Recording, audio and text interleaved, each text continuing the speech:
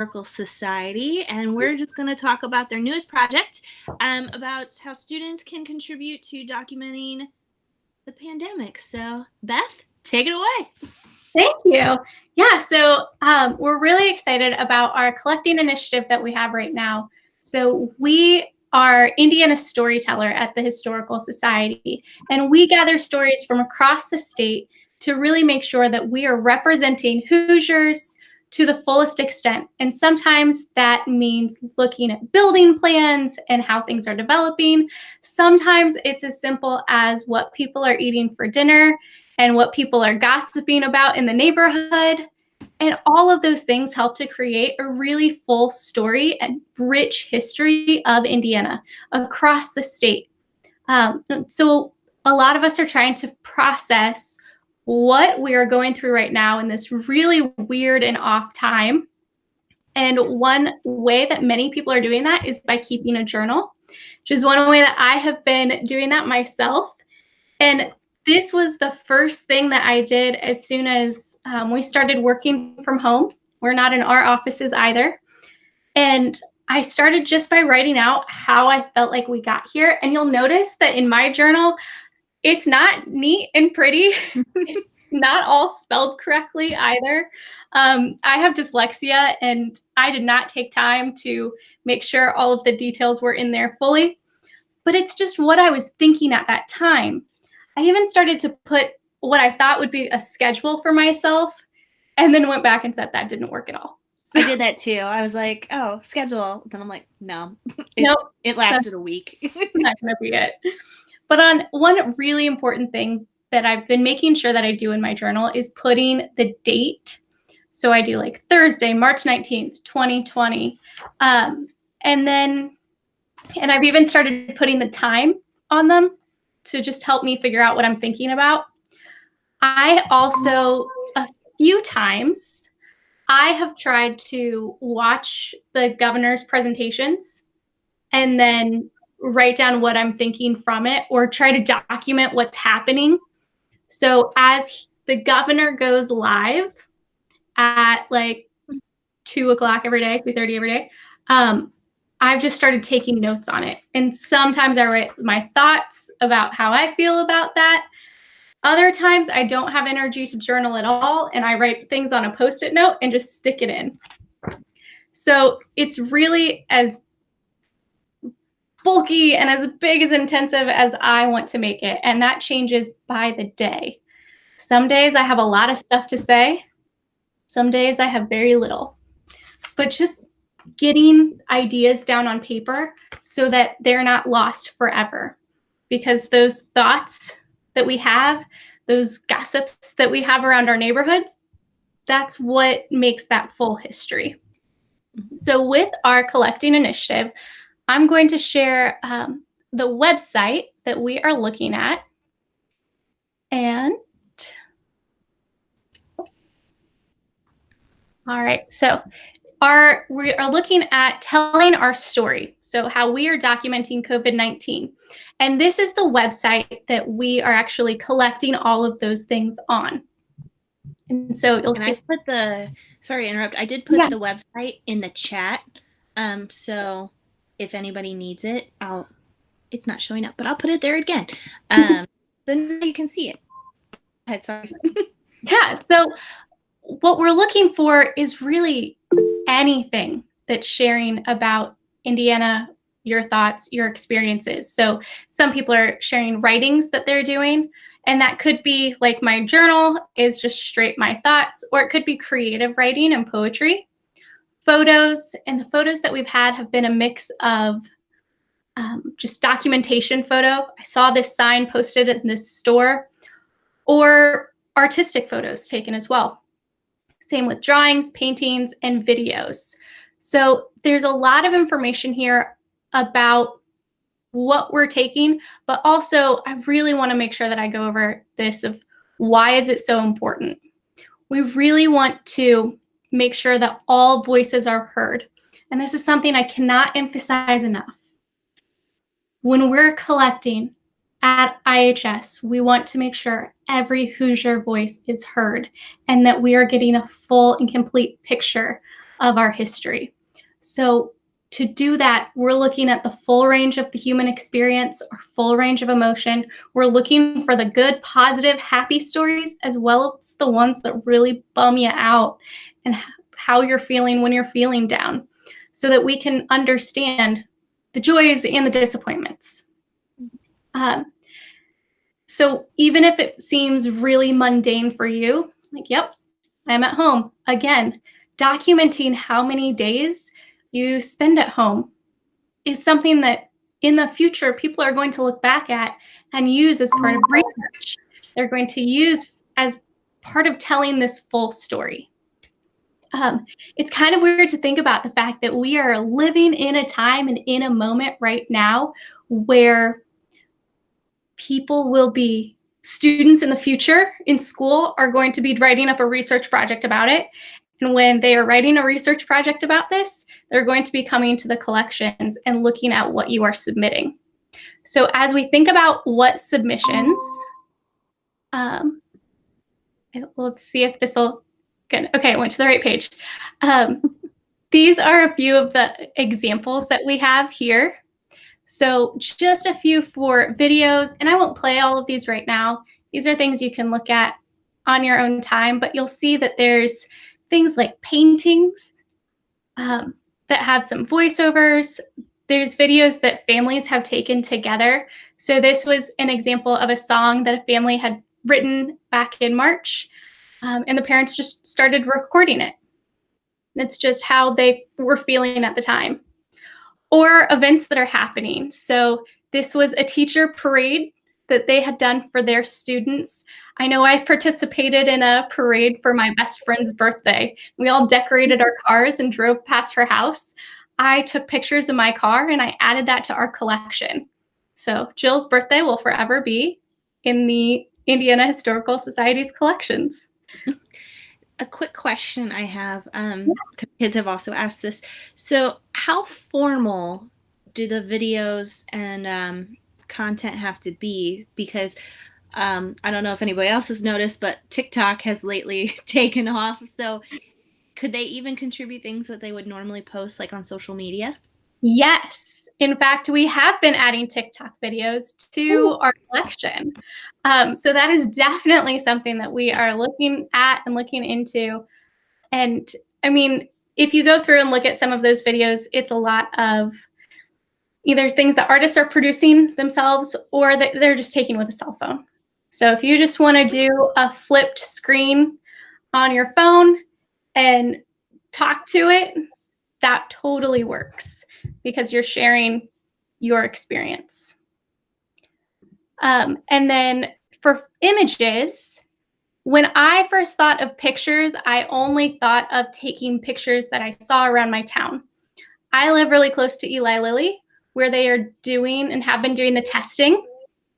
And so I walked down there and I took pictures of what that line looked like the first day that they had that available.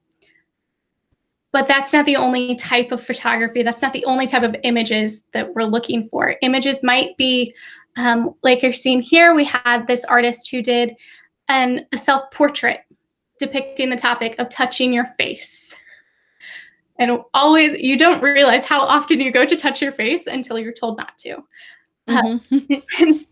and that struggle. But not only that, I love that this art shows off that kind of like that paranoia that you have with touching your face and the stress and anxiety of what am I doing that is safe and what am I doing that is not safe. So I love that this was a self-portrait, that it's expressive, and that we're using all forms of art. And again, we also have things that are images. So somebody went to Flanner House while they were doing meal prep program, snapped a picture on their cell phone and uploaded that. You'll notice that it has a little brief description with it. And that's something that we ask for all submissions, that it has a brief description. You'll notice it's not like a full paragraph. It's not super lengthy in detail, but it helps us to know what we're looking at and why it's significant. This one was also really fun. It's skee ball.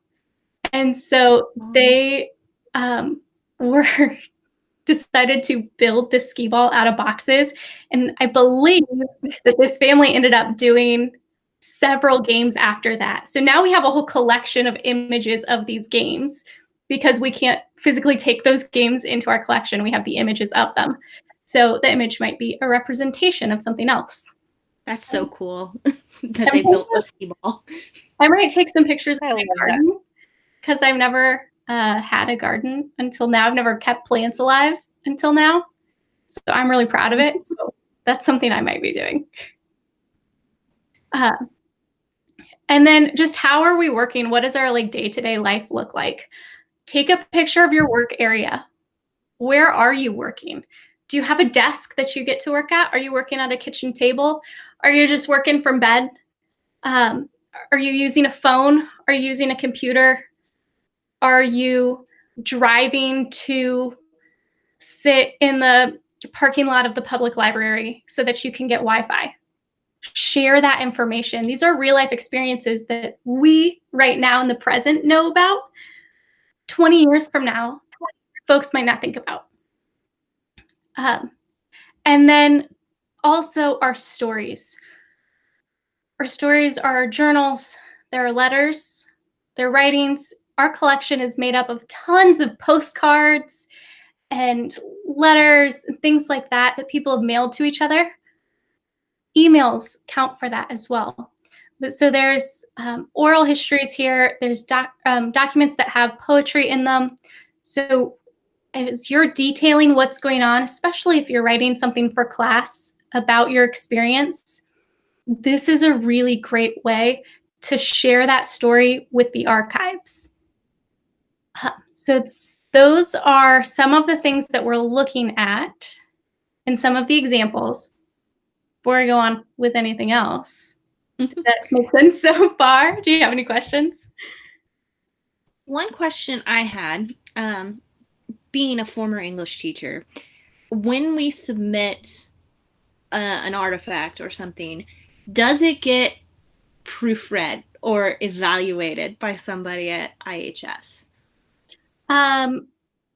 Yes and no. So yes, the content's going to be read and scanned. We're going to look at all of that before things, especially if things were to get posted into our digital archives. We're going to scan through that and looking for appropriateness. We're not editing. So if it, we have letters from the Civil War time where you can barely read it because the spelling is not what we would think, and you have to kind of decipher and decode what's really being said there. That might happen. There's several pages in my journal that I looked back and realized, wow, I was writing really quickly. You can't really read that sentence at all. But it will be looked at, especially before being posted publicly.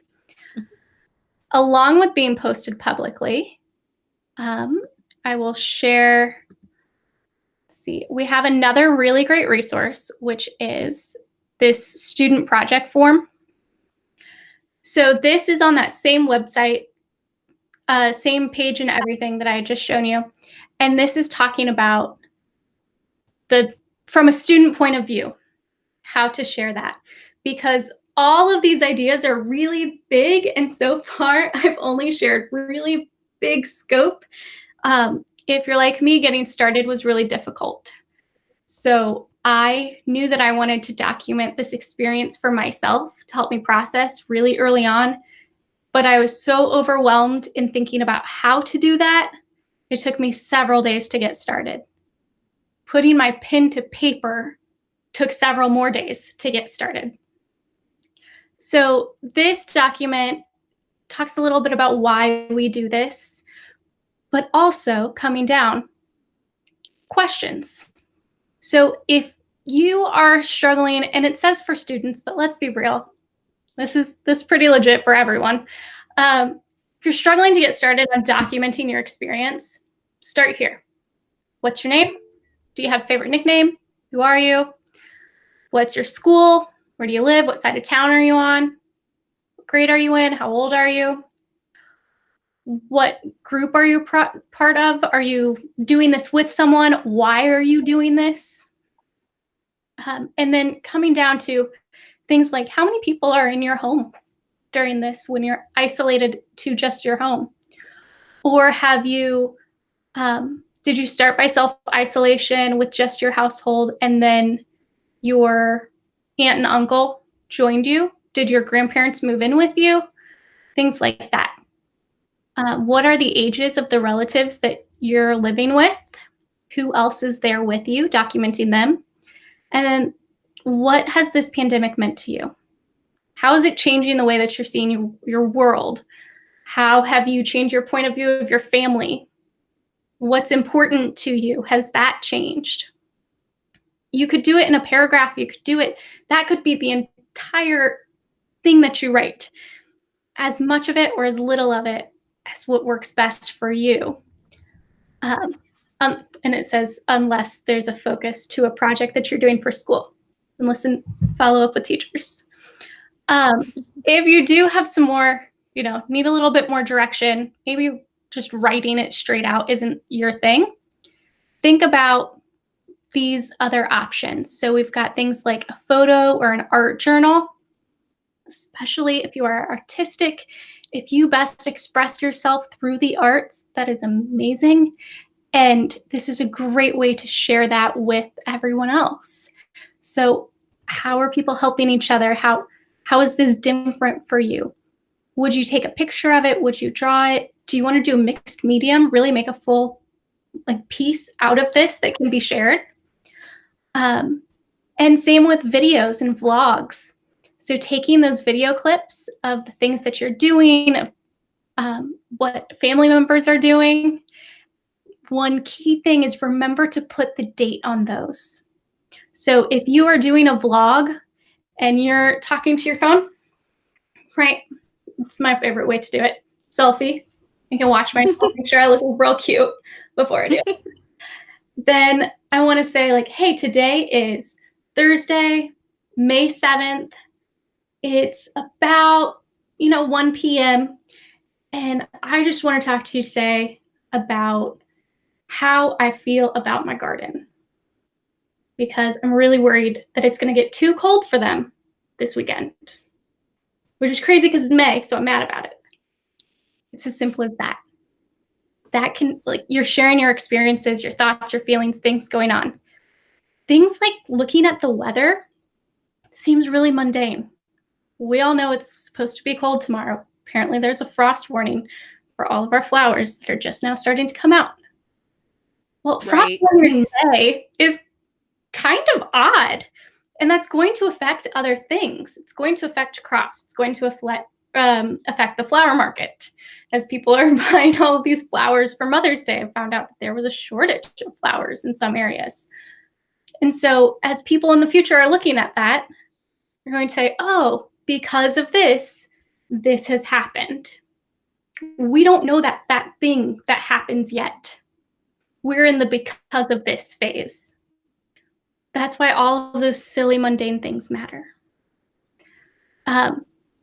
So you could, for that vlog, that could be a one and done thing. It might be something where you interview everyone in your household and get their perspective of a single question. Really, the sky's the limit. But if you want to help pare down that sky a little bit and give some direction, this is a good document to work from. And then when it comes to submitting, there are a few things that are needed. So depending on your age, depends on your ability to submit information. So if you are under 18, you will need a parent, guardian, or caregiver permission to do so because this is going to have your name on it and going to be stored in our collections forever. So the things that we're looking for are here, and giving permission to the Historical Society to use it, to share that on social media. If we would like to do that, if we think it's really awesome and we think that people can connect with it, we might share it on social media now. We might do that 10 years from now. So there's some of those details in here too. One thing about videos is that online on that website that I showed you first, It has the capability to upload video, and it's all through a Google form. So you can do it on your phone or a computer. If your video is really large, we just ask that you email it instead. So if it's over 100 megabytes, there's a site to email it to. All right. I dove in really fast and really far with that. So let me back up a few steps and check in. How we doing? I think you answered all my questions, so I don't think you went too fast. You're fine. Yay! Most of my I thought it students was are good. seniors, and so I think they'll be able to decide whether or not to post for themselves, because I think most of them are 18. So that will make it easier for them. And I think I did leave it as an option. Like, a lot of them may not want to do that, but Yeah. I will try to encourage them. Stacy Kern is from Clark Pleasant Middle School. She's a specialist there, and I was like, hey, you should join us. I didn't know about that whole PDF thing. Yes. So I put that link directly in the chat right now too. I think I pasted it. I don't know if I did or not. I did. I Okay. downloaded it and I posted it in my Google class, so Yeah. I've already got that. Great. I see you, Stacy. I just can't hear you. But you look great. Oh, okay. I'm here. I think. No, this is really cool. And I mean, I think there would be students who would be interested in doing it. I was just thinking of my 8-year-old too. She'd like totally be on some of these things. Yeah. Oh, yeah. And like you said, I really appreciate that idea of the things we think of as mundane. 50 years from now, somebody looking back at this won't. It's just like when we go experience something at the Children's Museum or the Historical Society or the State Museum, and it's like, oh, that's kind of cool. So, yeah. I actually have several pictures from our collection. You know what? I can't help myself. I have to share them with you. I just have to. This is my life now. I'm really excited to share things. It's like show and tell. It is show and tell. I'm really embarrassed though if I were to take a pic. My workspace. This is great. I have a little desk, but it's like insanity right here. Yeah, like my real workspace actually. So what am I trying to hide? Nothing. Yeah, I purposely found like a clean wall so that you guys don't see like the mess behind the laptop right now.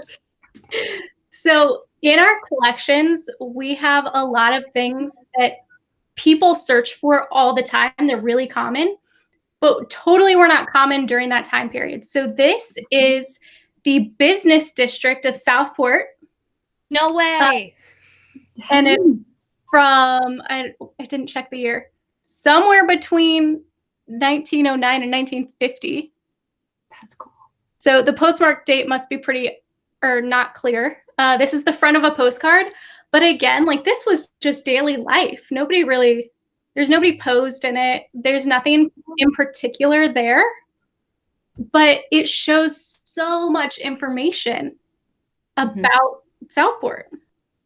And then I've got to figure out that postcard looks like it's like right down the street from my house. Like so like by do you know where Long's Bakery is? Yeah. Oh, yeah. That's by the railroad track, right? So that's the railroad track right there. I kind of want to go take a new picture now. Like I could go for a walk. There you go. I'll put that link in there too. Other ones that we have would be she's from the Historical Society. Things like this is the Arts Garden when they were building it. See that? I don't remember that. And so again, not posed, nothing really fancy. The Indianapolis Department of Metropolitan Development took this picture for posterity's sake, because that's what they do.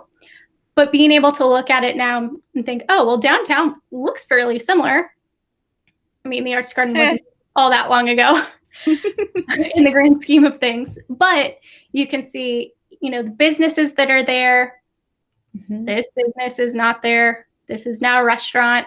What they're building here, the types of cars that are in the picture, all of those little details come into play.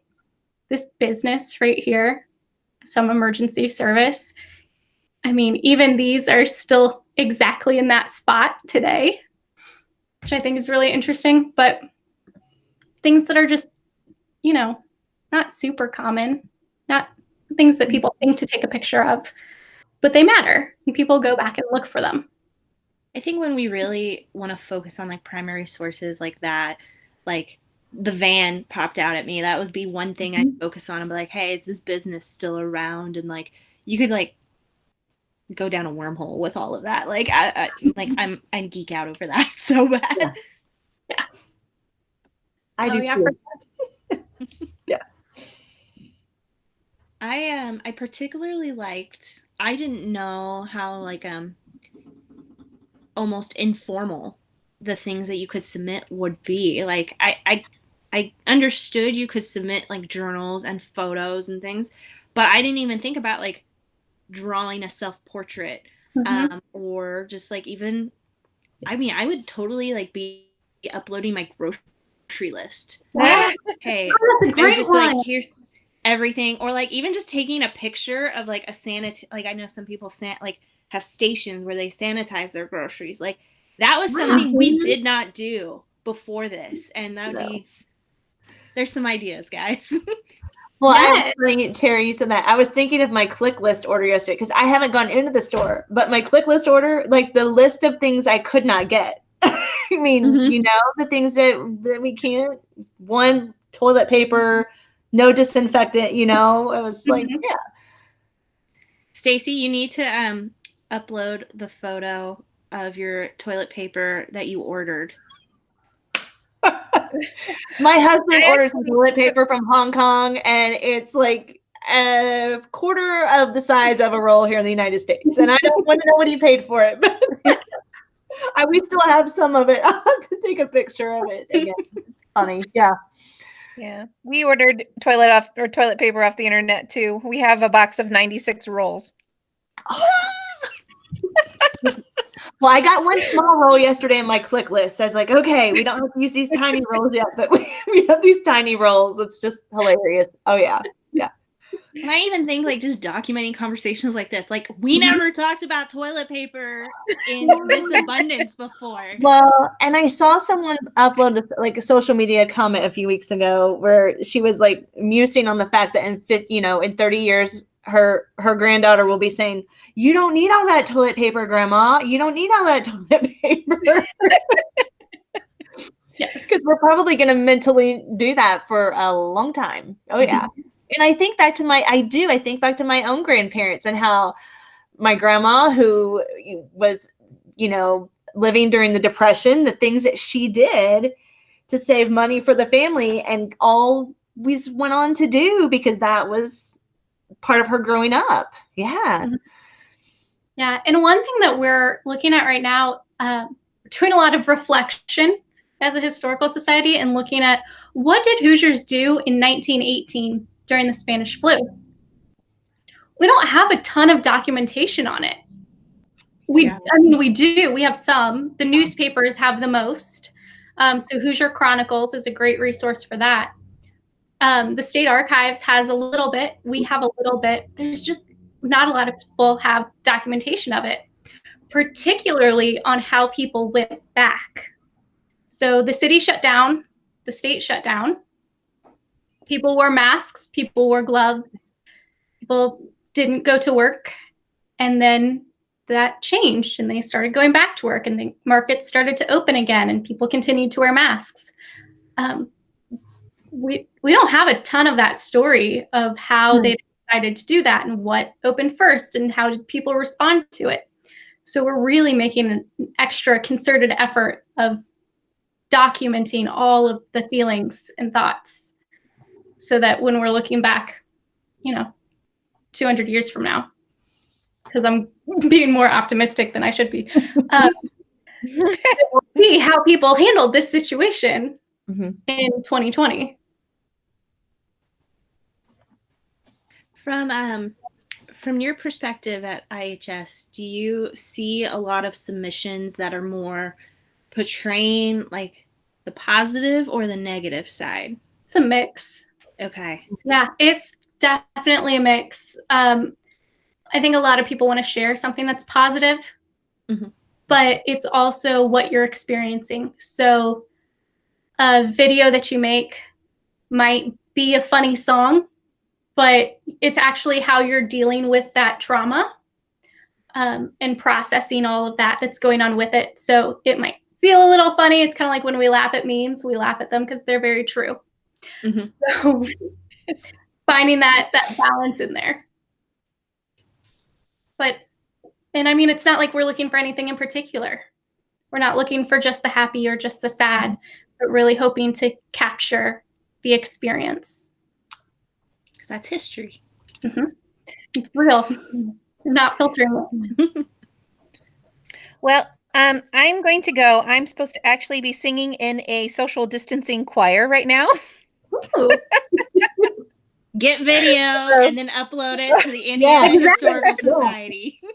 Well, it's my church choir. They were like, "Can you come in and sing?" I'm like, "Sure, I'll come in and sing." So I have to go sing. Awesome. I was supposed to be there at 1:30, but I only live 5 minutes away, and I told them I'd be late. So thank you so much, Beth. I think this will help. I don't know if the kids will watch the video. They don't always watch the videos, but I appreciate the information.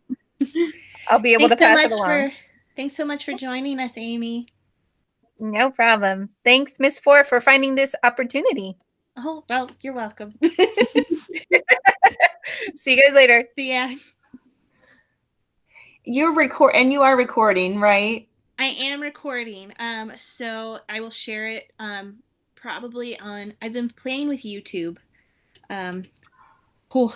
And so I'll probably post it there if that's okay. And I also I have the file on Drive that I can email to you as well. So do you feel like, Stacy, your middle school kids will do something like this? They might. It's the same thing. I just came from, like, I do office hours every day, and this is the thing. I only have probably like 4 or 5 kids average show up a day. And now I've got some regulars that are there every day, but it's interesting too. You're trying to give them something to do and interact with them, but you're also trying to take a temperature of where they are, what's going on. And it's just, I don't know how else to describe it. It's really interesting to check in with them. And some of them would be all over this,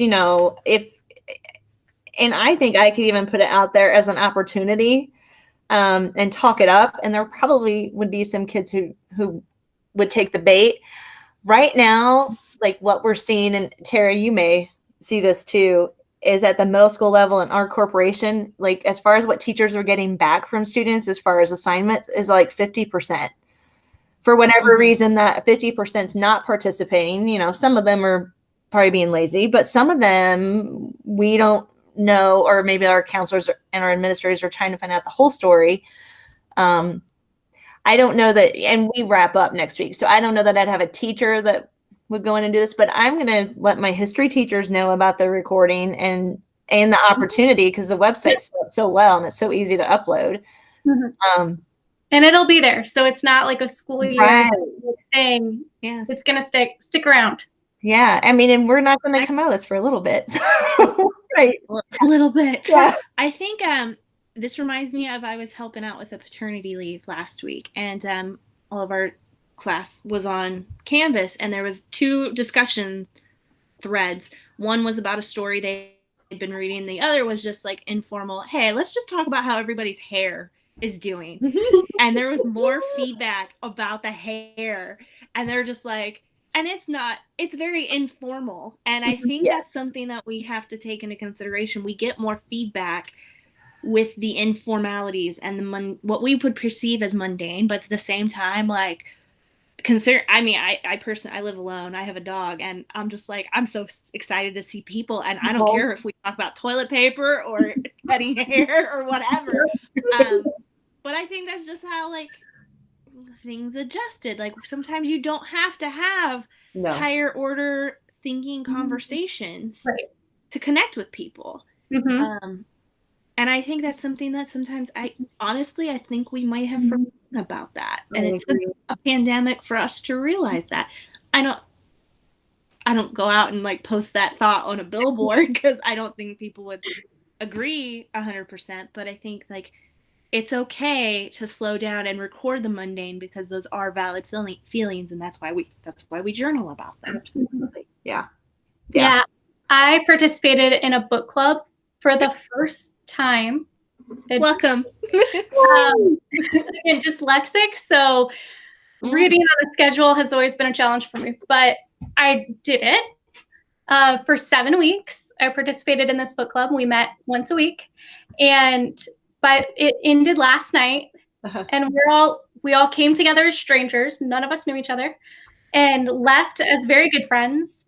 I would say we learned a little bit from the book, but we learned so much from just talking to each other and using the book as the basis. And so having something in common to talk about and dig into to be the conversation starter, and then learning so much from there. Right. That's cool. I have to ask, what book was it? It was Malcolm Gladwell's Talking to Strangers. Okay. Oh, I love it. Talking to strangers, and then we see, yeah. Look at you. With that, it'd be really good. It was with Indie Hub, so Blake Johnson was the host of that. That's But cool. yeah, the book was not what most of us expected. None of us had read it before. But we enjoyed it. You guys, I hate to. I'm gonna have to go because the 8-year-old's coming in like regularly now. I love how she's like eavesdropping. It's totally fine. Yeah, she really wants to scream right now. She said you can play. I better go do that. Thanks for joining us, Stacy. Thank you for inviting me. Thank you, Beth, too. That was awesome. Bye, you guys. Bye. Bye. And if I can figure out how to hang up, we'll see. Okay. I'm gonna exit. Bye. Beth, thank you so much for all of the walking us through it. I didn't have any idea about like the PDF and the examples. And I think those will help a lot. Good. And I think I thought it was very insightful. Like you're taking anything and it's contributing to history. How cool is that? Yeah. But yeah, thank you so much. Sounds good. Well, if you have any questions, you have my email. Reach on out. Yeah. I'll be around just like this for next several months. I will share this recording with you as well. So, okay. But thank you so much for everything from the Indiana Historical Society. Thank you. Have a good day. You too.